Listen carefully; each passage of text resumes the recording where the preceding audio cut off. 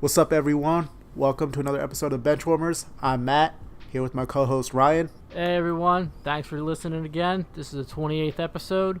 Don't forget to follow us on Twitter at Benchwarmers06. Subscribe to our podcast on Google Play Music, Apple Podcasts, SoundCloud, Stitcher, and YouTube. On today's episode, we'll be discussing NFL off-season topics.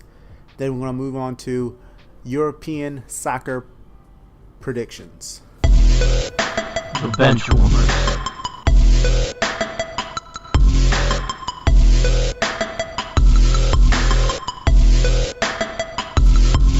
All right, so let's jump into the NFL. First topic, the quarterback of the Tampa Bay Buccaneers, Jameis Winston, suspended for the first 3 games. You know, Jameis Winston has had a pretty up and down career so far. You know, he's a very talented quarterback, but since he's come in the league, the Buccaneers, they've been pretty mediocre, I would say. I mean, people have really high expectations, thinking that their offense is going to be really good. The fact that they have Jameis and they have a great receiver in Mike Evans, and they have Doug Martin as a running back. They did, but you know, they really haven't done much. And his very checkered past outside of the sport is, you know, it's getting a little I would say questionable. You know, it's kind of getting to the point where is it time for the Buccaneers just to cut him loose and just try to move on without him? Well, I guess they'll get their first chance in the first 3 games when they don't have Winston on their team. Ryan, what are your thoughts on Winston, you know, getting in trouble again and, you know, missing the first 3 games? Do you see this as an issue? Do you think it's time for the Buccaneers to move on possibly after this season?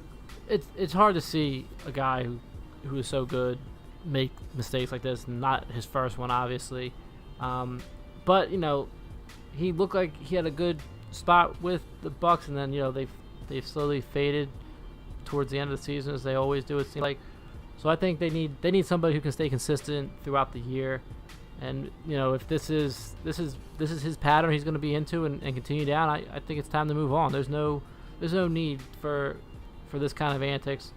I mean, yeah, this was back in 2016, and now they're just suspending him for it. But you know, you gotta do what's right and suspend him for you know, not representing the league right, or himself right, or in general, you know, human beings right. You know, kind of stuff he was doing. But you just gotta.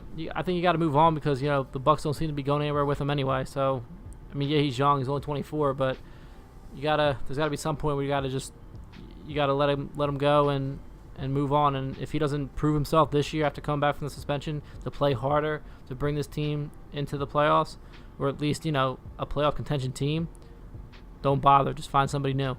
I agree. He has a lot of talent, and I won't deny that, but his maturity level is really poor. And from the quarterback position, you expect way better. Like, you don't hear about Tom Brady, you know, Drew Brees, you know, guys of that Aaron Rodgers. Like, you don't hear these guys getting into trouble outside of, well, at all, really. I mean, yeah, you know, Tom Brady had like Deflategate and stuff, but those are more football related issues, not outside. Like, they don't get in trouble with the law. So this is something that I see this as an issue, because the quarterback's supposed to be the face of the franchise, and they're supposed to be the clean cut citizen. And this is a couple of times now where you see Jameis having these issues. So I agree with Ryan that I think it's time that, you know, after his 3-game suspension, if he comes out and the team is still mediocre, or they're not in that playoff contention, I would just, you know, cut him loose and, you know, move on with somebody else. You know, maybe draft a quarterback in this upcoming draft and go it that way, because it's not worth the headache, in my opinion. Next, we have the superstar running back of the Rams, Todd Gurley, signs a big extension, which is surprising only because of the position. Running backs recently have not been getting paid what they think is fair market value, where most GMs and head offices, they think the running back position is a pretty replaceable position. They don't need to pay big time money because of the fact that most running backs have a short shelf life. So, I mean, But let's be serious. Todd Gurley is one of the best running backs in the game. He had a great season last year. The Rams' offense is explosive. So, and he's fairly young. So, I mean, I believe this is his third season, I want to say. So, I mean, it's not like he has a lot of wear and tear on his legs just yet. So, I think this is a pretty smart move on their part. But I don't know if this is going to set a precedent for running backs in the future. Ryan, what do you think about Todd Gurley's extension with the Rams? Well, I agree with you. They have a short career, and I just looked. Todd Gurley just finished his third season, so he's coming up on his fourth season in the NFL. But, I agree with you. They don't last long, but like you said, he's only been in the league 3 years. He's got some legs under him. Like we just discussed a couple podcasts ago,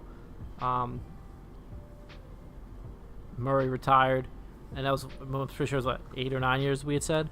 So, this guy he could have some good years if, that offensive line can still protect him, and he could just take the ball and just run with it.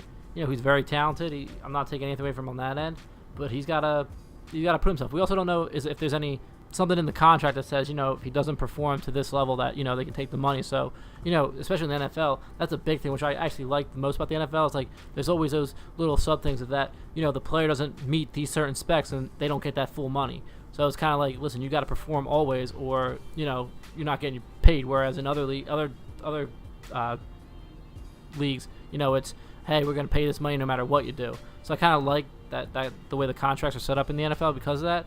So there could be stuff like that set up for him that I'm fully not aware of with the extension he got. But he has a great offensive line there. He ran the ball like crazy, and I think he can continue to do that for at least a couple more years to where he's still a productive running back. And it may set a precedence, but if people are coming out like this the first 3 years and they can at least extend it a little bit with putting all that stuff in there, you have a decent chance at being that. I don't disagree. It is an up and down position, but this could be one of those positions for him where he continues on with it because he has such a solid line in front of him. So the reason why I bring this up is because another star running back wants to get big money also and is willing to hold out. And I'm talking about the Steelers' star running back, Le'Veon Bell. He's been saying for a while now that he wants to get paid that top dollar because he thinks he deserves it. And hey, I don't really disagree. He is one of the best players in the league. He is not only just a runner, but he also could catch balls behind the line better than most. Yes, he deserves the money, but once again, do you pay a running back who, he with the style of running that Le'Veon has, do you give him that money right now? And right now, they just keep signing him to the franchise tag. I mean, he gets paid like $15 million a year, but it's only for 1 year. So he wants that long-term extension so he could, feel, safe, basically, that, in the future. What do you think, Ryan? Do you think that the Steelers should give him that big money that he's asking for, or do you think they should keep going this route of giving him that 1 year deals, or do you think Le'Veon should just hold out till he gets paid, or let the Steelers cut him? Listen, he's been in the league 5 years. He's coming up on year 6. Like you said, he destroys his body in and out. So, it's one of those, well, what do you do? The option you have here, like I was talking about with Gurley, is, put a bunch of clauses in there that say if you don't perform to a certain level, you're not going to get paid that, or you get dropped from the team. So this way, the team's safe, and, he gets his money or doesn't get his money. Now, they could be holding out because, they want to pay their quarterback as much as they can since he's the face of that team. That's another one of those shaky quarterbacks with his stated history and past. But, Bell himself, has been performing, like you said, the last 2 years. He's had over 1,200 rushing yards. And if he wasn't hurt part of, 3 years ago, in 2015, right when he got hurt, he would have had probably a good, or suspended. Sorry, he was suspended in 2015. He would have had a solid running year that year as well. With the amount of games he played, he still had over 500 yards. Then the man is a phenomenal runner, but the way he runs the ball, he's definitely going to be injured sooner rather than later, and he won't be that guy that they need in the long run. I don't think, at least the way his running style is, as opposed to Gurley's, where he's a little bit younger and he still has a couple more years ahead of him, he's still 3 years in the league. He's come up on his 4th season, so he can put up these numbers. Whereas, Le'Veon Bell as a running back, he's kind of towards the tail end of the stats for how long running backs last in the league.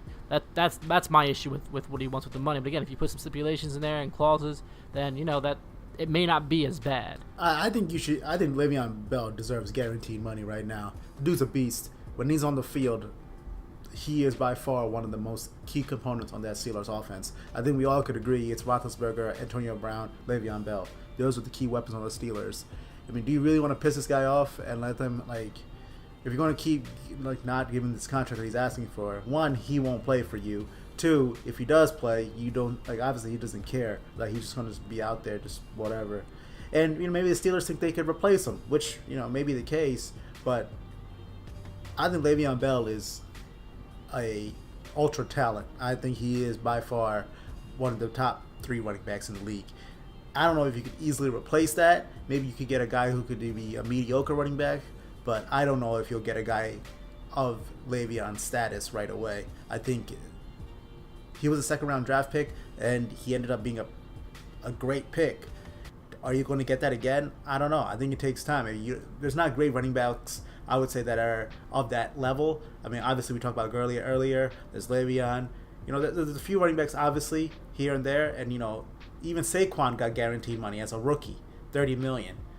That's all Le'Veon's asking for. He just wants that guaranteed money that, that he feel like he deserves because he put in that work. So it's not like he doesn't have a track record. So I understand both sides, but I think Le'Veon, I think you should pay him because you paid Antonio Brown. It's not like Antonio Brown doesn't get hurt. He does the same thing. I mean, he's an explosive player, and he gets hurt. Yeah, you pay him. So why not give Le'Veon his money too? That's all I'm saying. Well, yeah, no. I don't see that. He definitely running back deserves it. But do you think that they should have clauses in there to offset that? Or do you think they're purposely doing it because they just don't want to pay him since they don't have the money to pay him as much as no? I think it's because of the position. I think they have all the money in the world. I think it's because he's a running back, and they don't want to put too much money in that running back position in the future. They don't want to give him that 4-year extension that Gurley got because they don't want to hinder their future financial space on that one position. They rather give it to other positions that they feel is more important, I guess. They rather do that. Which makes no sense with what you said what they're doing it with Antonio Brown. He's injured year. But I feel like they out. think of wide receivers, quarterbacks, and other positions are more valuable, whereas running backs, you could just get somebody else to replace him. Which, once again, like I said earlier, yeah, it may be true you could replace him with a pretty okay running back. I just don't think you'll replace him with somebody to Le'Veon Bell's ability because I think his numbers show he's not just a mediocre guy. He is a star. He and a very consistent. Yeah, I mean, when he's on the field, he puts up numbers. There's no doubt about that. Speaking about a guy who puts up numbers when he's on the field, Aaron Donald of the Rams. I would say, Ryan, that he is the best defensive player in the league. Hands down, in my opinion, the best defensive player. And he wants big money too. It's funny that we're just talking about money this podcast, but it's all about money, man. It's all about that money. He wants that big money now. He thinks he deserves it. And once again, I agree with him. He's the best defensive player in the league. And the Rams they're paying everybody else. They pay Gurley. They traded for everyone in the world. They have a freaking all-star team this year. Yet you're not going to pay the guy that was on your team for the last few years, who's been dominating, and you won't give him the money. He held out last year, and he just came and he missed the first game. He may do the same thing this year because of the fact, just to prove a point. It's like, hey, I've been on this team. I did everything you asked me to. I play when I play. I basically produce at the highest level possible. I don't know what they're doing. I mean, I feel like you should pay this guy first. Honestly, I mean, that's just my opinion. He's the key to that defense. And no matter who you brought in this year in the offseason is all great and everything, but if you don't have this guy happy, I don't think the Super Bowl aspirations that they have is not going to work out if you don't get this guy signed. Defense wins games, and he's definitely a premier defender. So I don't disagree with you. This man, out of all of them, deserves the money the most. I don't know. I agree with you. I don't know what they're doing, but if anybody deserves it, he definitely does. And hopefully they figure something out. If not, he holds out, like you said, to prove a point. And hopefully they get killed because they don't have him on the field, and maybe he'll get some money in the end. But he does give it his all. He's a fantastic defensive end. So again, the whole thing, you can put clauses and all that stuff, but just give him some guaranteed money and you make the guy happy. Like you said, you're paying everybody else, you're bringing everybody else to this team after you didn't do what you needed to do last year to do something. So get the guy who's been there, who's proven you to be a great player for your team and the defense that they run. I feel like we're just talking about superstars and their money this year on this podcast. Next, we got Julio Jones with another contract dispute. He feels like he should get paid top dollar because he feels like he's the best receiver in the league. Once again, Julio, I mean, we know that he's one of the great receivers in the league, but like everybody else, he's a little injury prone also. He doesn't score a lot of touchdowns recently. I feel like he puts up great yardage, but he doesn't get to the end zone a lot. Probably because of the fact that he gets quadruple teamed. But Ryan, do you think he deserves the money that he's asking for?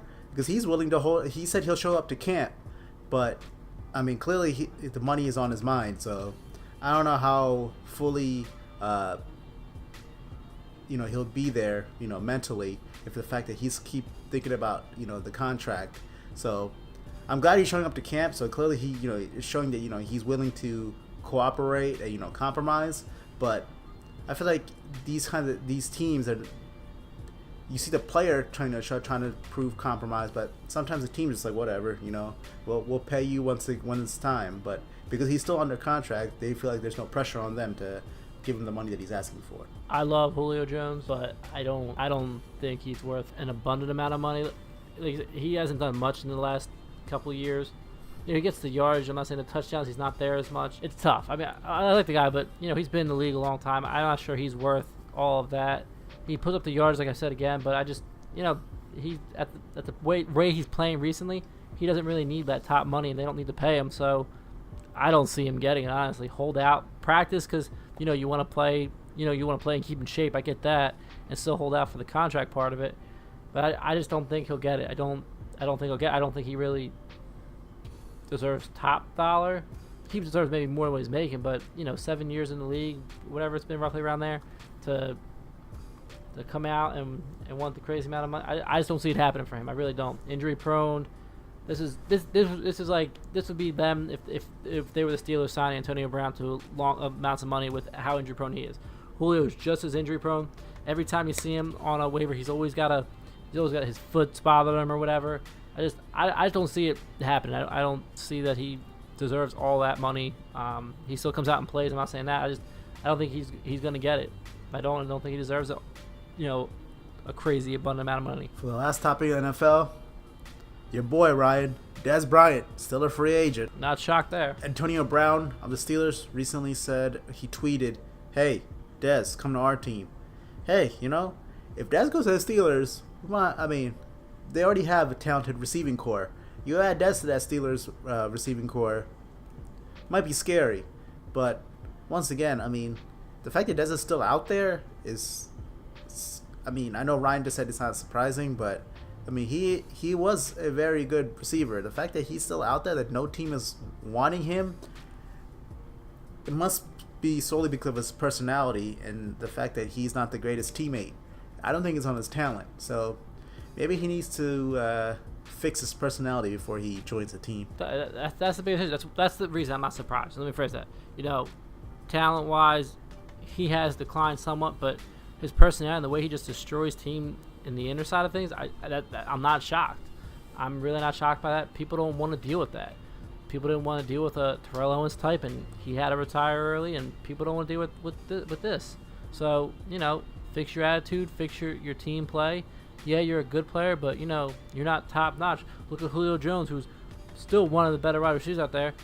He doesn't have team issues as much. Yeah, he wants money, but nothing internally. You don't see anything about him causing any problems recently. So, he's still willing to go out there and try and compromise, like Matt was saying earlier. So, that's the biggest problem. That's why I'm not shocked with Dez, because of his attitude and the issues he brings upon with him. All right, let's get into predictions for the Premier League, which is what we're going to be talking about mainly here. In looking at the Premier League, we're looking at predictions for top four and how they're going to finish, is what me and Matt were looking at and just going through some things. So I'm going to I'm gonna say my top pick and winner is gonna be the repeat, which we haven't seen in a while. Is Man City taking the repeat and back-to-back titles for the Premier League. Who did you have winning it, Matt? Well, I picked a team that not has won the English First League since 1961. Tottenham. I think Harry Kane had a great World Cup, and I think he's going to be able to lead them to their first Premier League championship since 60 years. Here we go. History, baby. Bold predictions right there. Bold prediction. I mean, right they've been doing well for a while now. They've obviously been a top 4 caliber team the last few years. I just think this is the year that they finally, get over that hump and they win. They finally win the league. So, I mean, I don't agree. They've definitely been a top team there, but I think Man City, just the way they played last year, I think they haven't lost anybody. If anything, they've gotten better with that team because they played together for so long. So I think it's going to add to it, and they'll end up taking it out and continuing on to be the first team to win back-to-back titles in the last 10 years. So the team I would have just losing to them is a team by the name of Liverpool, who's going to get to number 2, only because they've been a pretty solid team too. But I think with their new coach, I think it's going to rise them above and end up bringing them into the number 2 spot. With the new coach and all, they may look a little shaky at first, but I think this is where they'll end up because they have a solid coach in there. I don't know where you heard they got a new coach, Ryan. Was that Chelsea? Chelsea, yes. That's why I have Chelsea down there. Yes, Liverpool's Jurgen Klopp is still there. Yeah, Klopp. That's why I had 2015. Since 2015, he's been coach there. So, yeah, my runner-up is last year's champs, Man City. I mean, like Ryan mentioned, they're a bomb squad. I have nothing really bad to say about them. I just think, due to the fact that we do not see repeat champions in the Premier League often, I'm just going to go with that theory and assume that they're going to drop a little bit. But I think they're still going to be a top caliber team. I think they're going to be in that race all season. I mean, like I mentioned in the World Cup, they have my boy Kevin De Bruyne as their playmaker. They still have Aguero.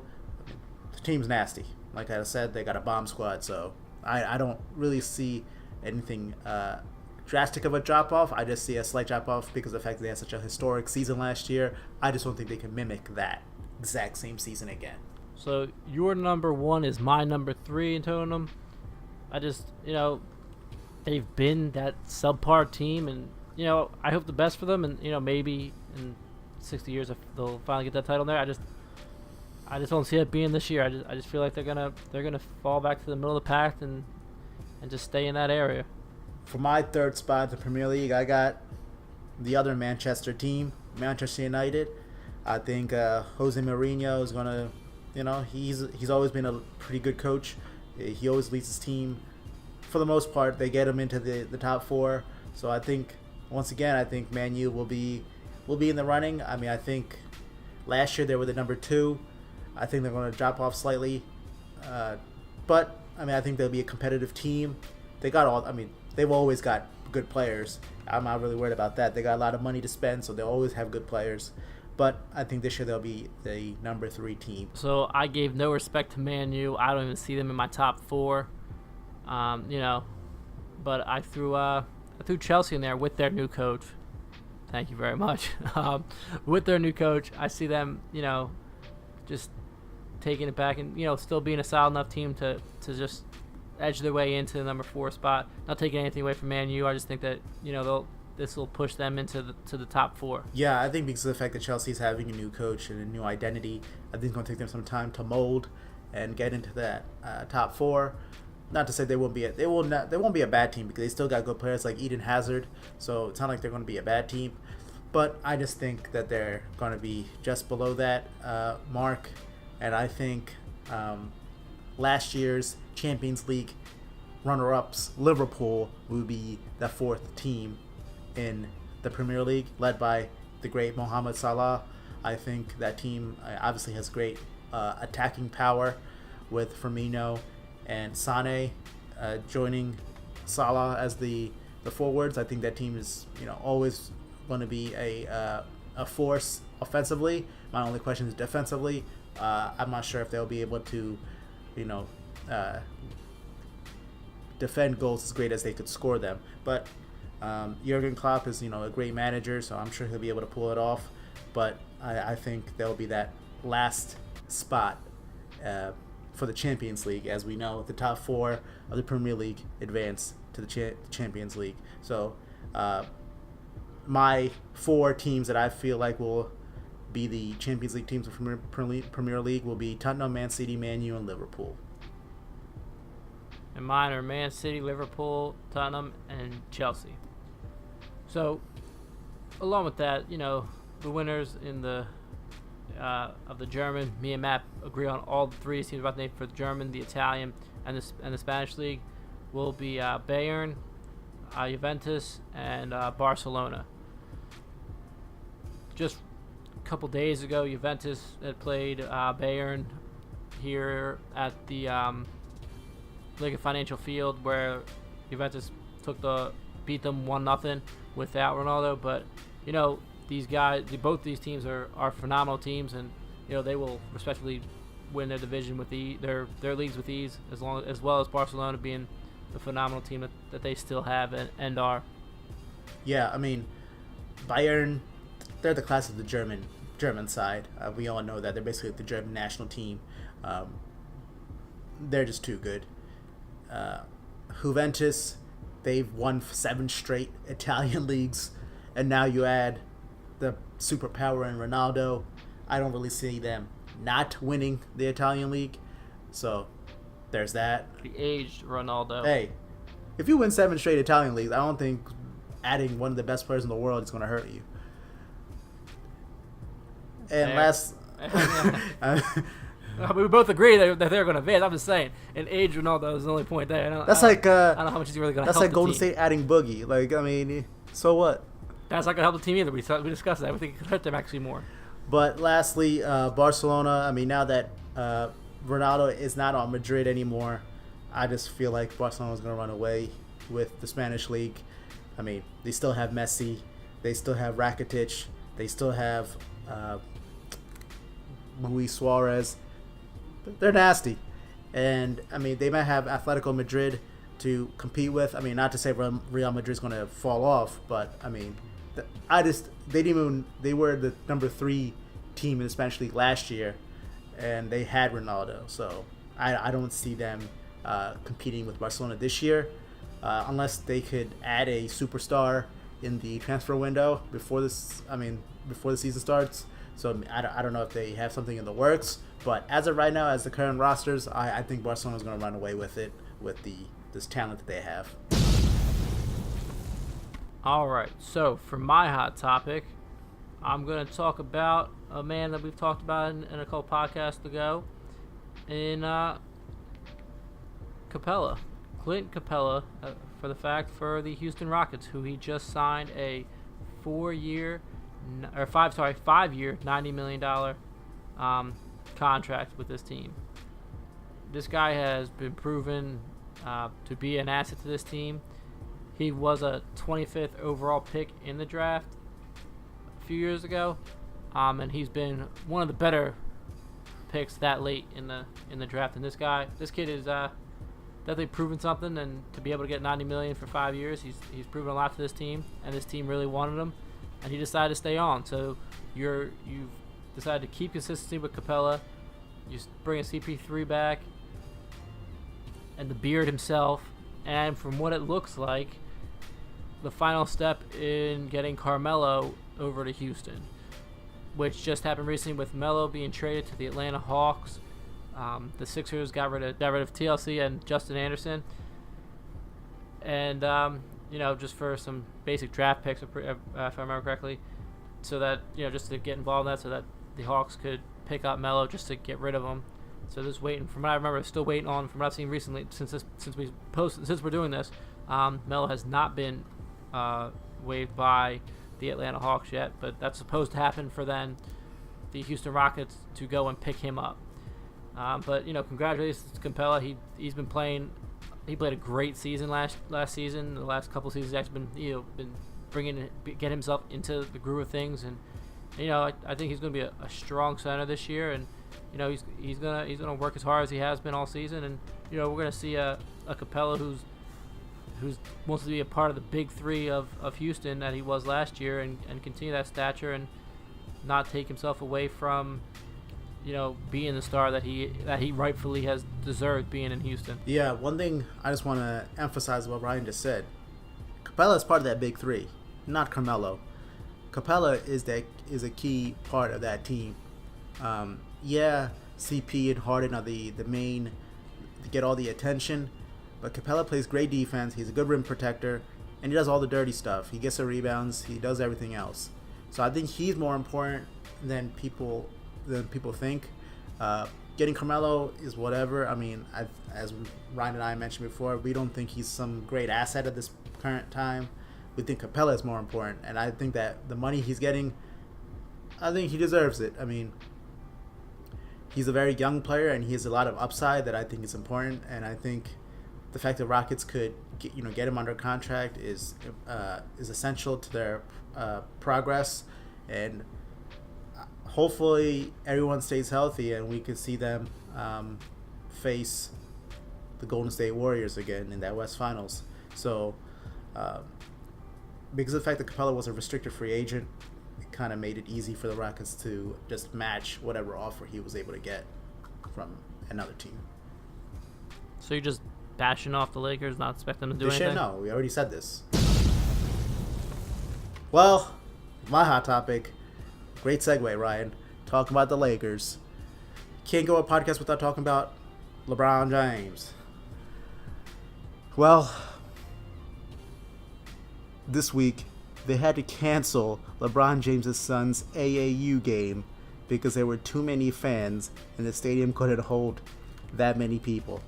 This is ridiculous. LeBron James' son is 14 years old and he's already selling out stadiums. What? This doesn't make sense. I don't know if it's because people want to watch him or they just want to see LeBron James, because I saw a video yesterday of LeBron James doing crazy dunks in pregame warm-ups with his son's team. It's like it's like a rock band now, basically LeBron and his family wherever they go. And I recently heard LeBron say that he regrets the fact that he named his son after himself because of the pressure that he would have. But it's like, hey, you could name him. You could have named him anything. Kind of didn't matter. He's still your son. So he still had all the pressure to begin with. You could name him Matt or Ryan.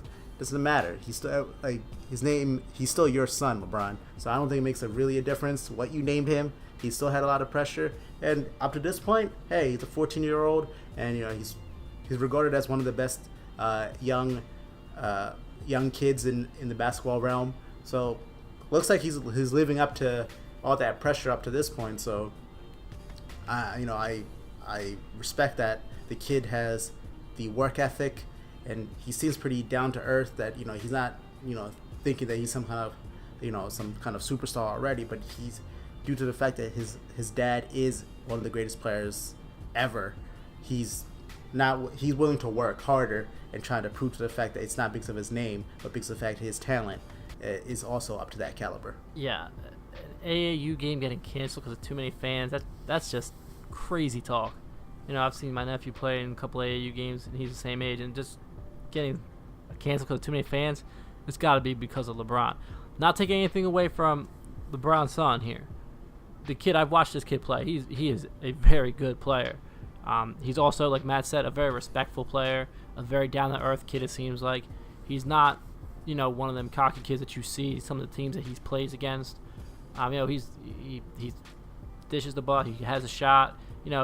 He's very respectful. His father taught him well, it looks like, on that end of things. And, this kid, he's got a bright future ahead of him. And like I said, the whole name thing, no matter what, he was going to be under the radar because he's LeBron's son's kid. Doesn't matter who it is. Like Jordan's kids were under the radar and they failed miserably. So, but LeBron James was more involved in his son and has worked with his son throughout his son's basketball life and career. So, he's definitely focused more on that end of it. that his son has been able to do what he's been doing, and he looks to be a great prospect coming up, and hopefully he continues down that road to get to that point, but the whole canceling of an AAU game is just absurd to hear. But there are rocks wherever they go, everyone follows apparently. Yeah, I mean, I saw an article where Shaq's son, Sharif O'Neal, who's going to go to UCLA this year, he went to one of LeBron's son's games, and he was shocked by all the hatred that this kid gets. People chanting overrated, people booing him, and Shaq's son said, people used to do that to him, and it kind of would mess with him, and he would play poorly, and kind of, he was not able to block that out, I guess, at a young age when he was 14 years old, whereas LeBron's son, it kind of motivates him to play harder. I mean, gets it from his dad, I feel. I mean, Shaq's son, you would say probably had that same pressure because of, Shaq was also an all-time legend. So clearly he kind of feels like he was in the same shoes as LeBron's son, where, your sons of great superstar basketball players. People want to, insult you or think you won't live up to that. But, everyone reacts differently. And, clearly, Shaq's son, might have not been able to use that positively when he was younger, but now obviously he was able to, considering the fact he was able to get a college scholarship to a primetime college like UCLA.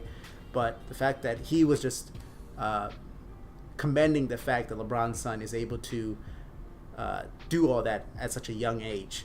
But I think, like Ryan said, it's because of the fact that I think LeBron James kind of just told his kids what to be aware of, because of the fact that I'm sure LeBron had the same thing when he was a kid.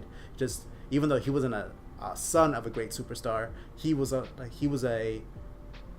announced as a superstar as a young age. So he probably had all this from a very, very young age. So he's used to it. So he basically told his kids to be aware of it. Don't let it affect you. You just keep playing your game, because no one could stop you from doing that. Regardless of what people say, you can't stop people from doing well. And at the end of the day, that's what it's all about, right?